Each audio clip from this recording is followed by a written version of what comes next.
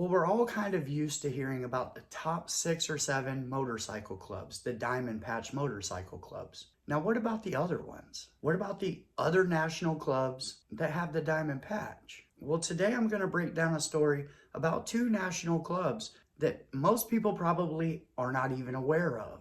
The Chosen Few, the Wheels of Soul. Well, let's talk about that and a little bit more. That's right, this is who I was, but it's definitely not who I am. Welcome to Vegas Profile Stories. Let's get it.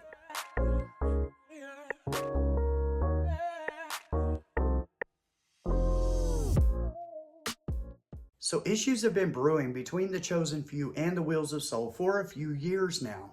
On the surface, it's kind of crazy because the Chosen Few is one of the very few national 1%er clubs that actually recruits African American members. One thing is absolutely for sure, the Chosen Few are 100% colorblind when it comes to recruiting. Then there's the Wheels of Soul. Headquartered out of Philadelphia, the Wheels of Soul are a majority African American motorcycle club. Think of the Black Panthers, but on motorcycles. Why would they ever want to beef with somebody that they have so much in common with? Well, whatever the reason, it snowballed into this crazy situation where members from both sides have been sent to the upper room. One school of thought on the beef is the Wheels of Soul seem to be all gas, no brakes, especially when it comes to the money-making schemes. Nothing's off limits. They're true 1%er, just go, go, go. Now that may turn a couple of people off. They may be too extreme. Then they look over there. They see the Chosen Few, a little more calm in their way. Now because of this, Wheels of Soul members have left the club and gone over to the Chosen Few. And that's not to say that the Chosen Few are soft by any means. They just don't seem to allow any type of RICO achieving activities to go on in their club, under the club's name basically. So let's talk about the issues, how they've boiled over, and now how it's all unfolding. October 2020.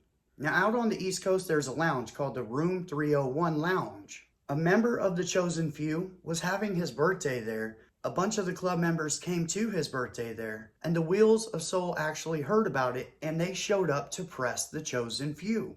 Now bangers got pulled, and when the dust settled, 2 men were hit from the Chosen Few side, 2 men were hit from the Wheels of Soul side. The member from the Wheels of Soul side that got hit, one of them was a prospect. He was sent to the hospital and later did not make it. They sent him to the upper room. Skip to September 1st, 2021. The Wheels of Soul are in San Diego, California on a cross-country ride. The ride had started in Philadelphia, where their mother chapter headquarters is, and it went all the way out to San Diego. While in San Diego, apparently one of the Wheels of Soul had stopped by one of the Harley shops. When he went in, a Chosen Few member was already in there, looking to get a bike to replace his bike, which was being fixed. Words were exchanged. The Wheels of Soul pulls out a banger. Chosen Few puts tippers on him, swoops up the Wheels of Soul patch, gets on out of there.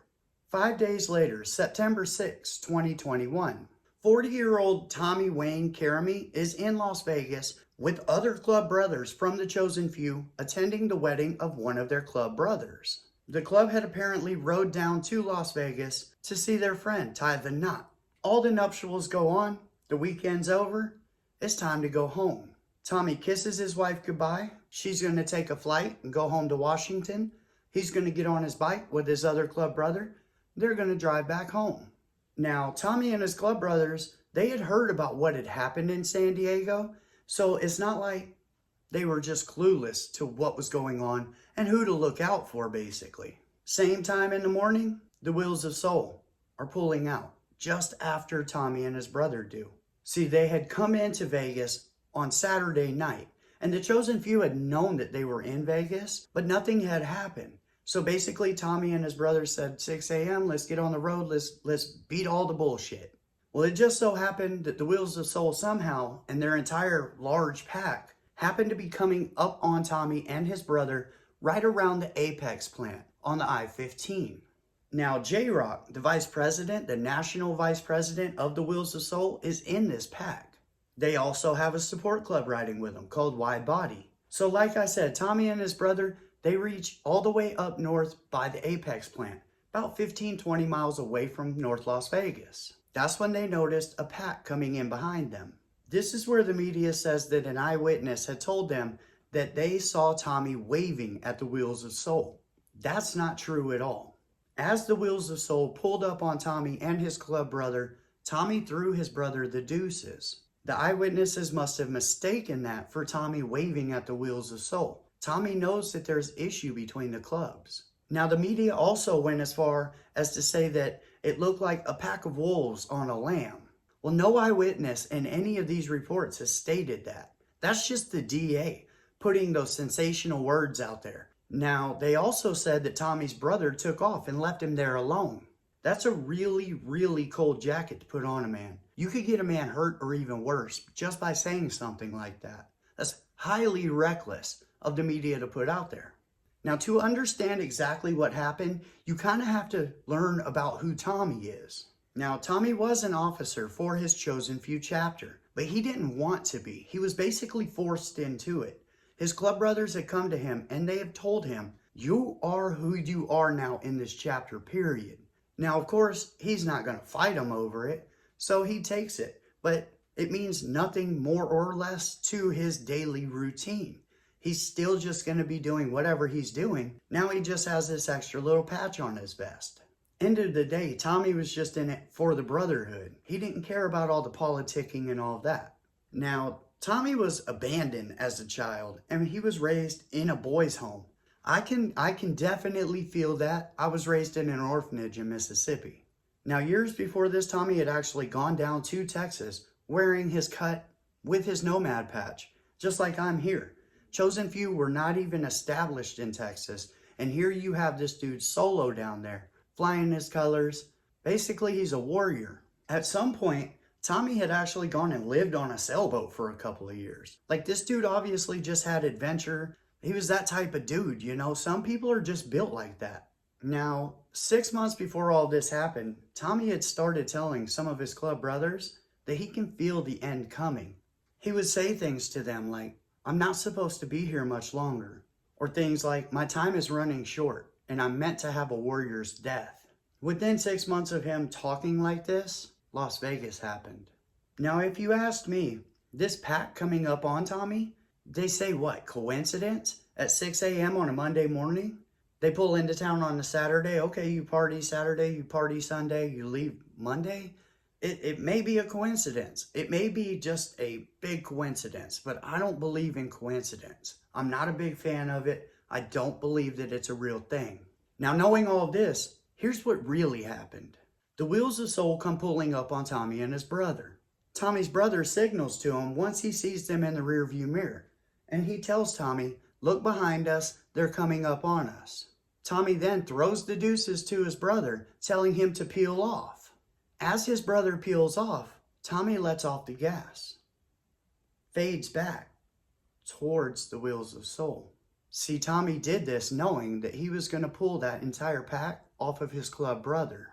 Now, 3 or 4 of the Wheels of Soul pack went after Tommy's brother, but all of the rest of them stayed on Tommy. Tommy's brother, gassing it to the max to get out of there, well, he was miles up the road before he even realized Tommy's not even with him. And it wasn't until he had broken clear of the 3 or 4 that were chasing him that he realized something was terribly wrong. Now, the 3 or 4 that chased Tommy's brother, well, they had peeled off on an exit, turned around, and went back to meet up with the rest of the pack. Now, as Tommy is slowing down, because he's just going to pull over, they're trying to kick Tommy off of his bike. Tommy's trying to kick them away from him. Finally, Tommy pulls his bike off to the side, puts the kickstand down, gets off his bike, and it's time to get his money. In Tommy's mind, I'm a warrior. I'm going to get as many of them as I can. As this is going down, Tommy's brother is frantically looking for anywhere to turn around, any exit. The problem is, out there, exits are miles and miles apart, and there is a metal center divider, so you cannot just go across the median and turn around. So Tommy pulls over, gets off of his bike, and he gets to getting it. His bike parked neatly on the side of the road. The real spot that it all went down was about 100 yards into the desert away from his bike. Tommy fought a pack of bikers for 100 yards in the desert. Now, the Wheels of Soul, not being satisfied with having 15, 20 men on one, they pull their blades out. Tommy was hit over 100 times with the blades before he fell. I want you to stop whatever you're thinking about right now. I want you to count to 100. Count to 100. What was the point? 100 times? What was the point? Now in this, Tommy had gotten the warrior's death that he had foreseen for himself. The Wheels of Soul, they end up taking Tommy's .357 banger, his cell phone, his vest. They rush back to their bikes and get on. As fast as they can, get out of there.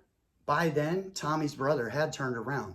He was coming back southbound and he sees Tommy's bike nicely parked on the side of the highway. He drives southbound, turns around, comes back up to Tommy's bike. Tommy's nowhere to be found. He's not aware that Tommy is 100 yards over in the desert. He actually thinks they've kidnapped Tommy. Now, it's not until much later that what happened becomes apparent. Now, there aren't many interracial clubs in the United States. Tommy had actually spoken to some of his club brothers in the Chosen Few and said, why are we beefing with them? We have so much more in common than not. The one person in the Chosen Few that was willing to speak on their behalf, they just killed. Later that same afternoon, Green River, Utah. Police pull in and surround the entire pack of the Wheels of Soul at the gas station in Green River, Utah. They start searching the men's things. They find one man with a cell phone, one man with a torn, bloody shirt. 3 men are arrested immediately for having Tommy's possessions on their person. One man they call Goldie is the one who had the torn shirt with Tommy's blood on it. Another man named Bernard, his fingerprints were found at the scene on Tommy's bags. Then there's the other man who was arrested. Tommy's cell phone was actually in his property. Not only that, the police impounded Tommy's bike. Those boot prints on the side of his bike, well, they're able to match those up to boots. His boot print on somebody else's bike, well, they're able to match that up also. Tommy's bike actually becomes a wealth of evidence when it comes to catching and prosecuting the people that had taken him away. So detectives, they go to multiple states and interview multiple people. Of course, none of them want to say that they were involved with sending somebody to the upper room. Nobody wants a life sentence. That's all that's coming out of this. Now then the media says 6 days after this in San Diego, the Wheels of Soul took out another Chosen Few. Besides that piece of media, nobody else is saying anything like that. That did not happen. May 5th, 2022. 7 men from the Wheels of Soul are indicted on Tommy's death. Now when that indictment came down, it states their names, but they redacted the club's names out of that indictment completely. The crazy thing is, if this was any other club, those club names would have been in there. There's bar fights from the Vagos, and because they were a Vago and in a bar fight, it became a racketeering charge. That's in my last video. Now the men arrested in this indictment is J-Rock, Goldie, Bones, Cadillac, Ganja, Chicago Black, and Bernard. Now, I am getting reports that multiple people have rolled over already in this case. I'm not going to go out there and say that any Wheels of Soul have rolled. I'm just stating it wasn't all Wheels of Soul out there. You had Wide Body, you had other support clubs. Some of them are talking. That's what happens. That's what happens when you send somebody to the upper room around 30 or 40 other people. You think every single person is willing to take a life sentence because you have to go and do what you had to do? July 22nd, 2022. 21 members of the Wheels of Soul Motorcycle Club are arrested for the Room 301 Lounge incident. Each one of them were charged with 7 counts of first-degree assault, the conspiracies that go with those, and 6 counts of using a banger in a violent crime. Among the 21 that were arrested for the Wheels of Soul, you had 1 guy from the Unseen Kings, 8 from the Virginia chapter of the Wheels of Soul, the DC president of the Wheels of Soul, the DC vice president, the DC sergeant at arms, the DC business manager. What? Business manager? Hey man, you learned it all, I guess. Strange. The Southern Maryland chapter vice president, the Southern Maryland chapter secretary, and another member from the Southern Maryland chapter, and finally the Baltimore chapter sergeant at arms. Oh, and 4 other DC members. Now 19 of them were released by a judge awaiting trial or whatever. 2 of them were held without bail. Whether or not they're on parole or something like that, that's probably more highly likely, or they're the 2 that actually did the pow-powing at room 301. Now, this isn't the first time the Wheels of Soul have run-ins with the law. They have chapters in Denver, Chicago, Baltimore, New York, Philadelphia, Maryland. I mean, they're everywhere on the East Coast, and they're moving slightly west. Well, they did have a chapter in Washington, not anymore. I think they might have had a chapter in California from what I'm hearing, not anymore. They're definitely not going to be wanted in Vegas. It's too small of a town for another club to just think they're coming in doing Rudy Poo stuff. We have enough Rudy Poo stuff going on. Call Rizzo. So they're kind of nationwide, and they're a big club. In 2011, 18 Wheels of Soul members were indicted after they had been raided, and they were charged with murder and dope charges. Now, as for the Chosen Few, I've never met or talked to a Chosen Few member before I started to do this story. I can't tell you how much respect I already have for the man that I talk to. And very rarely do I talk to club members. Like, I do have a lot of respect. I have respect for all the clubs. I think that's why I'm able to do kind of what I'm doing on YouTube, is because I don't show favoritism. Very, very well spoken, very educated, did not come off like a Rudy Poo at all. Never did I take offense to anything that he was saying. He talked like a man to a man, and I have all the respect in the world for his get down. Now, as for this story, it's a crazy story. It's a sad story. But Tommy was also married. Tommy also had children. And that's sad. I don't care who you are. It's sad when it happens on either end. It doesn't matter.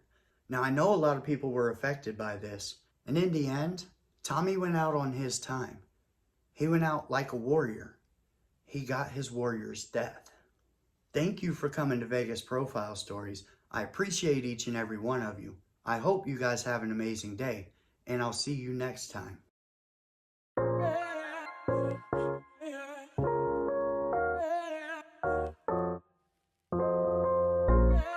This is who I was, but it's definitely not who I am.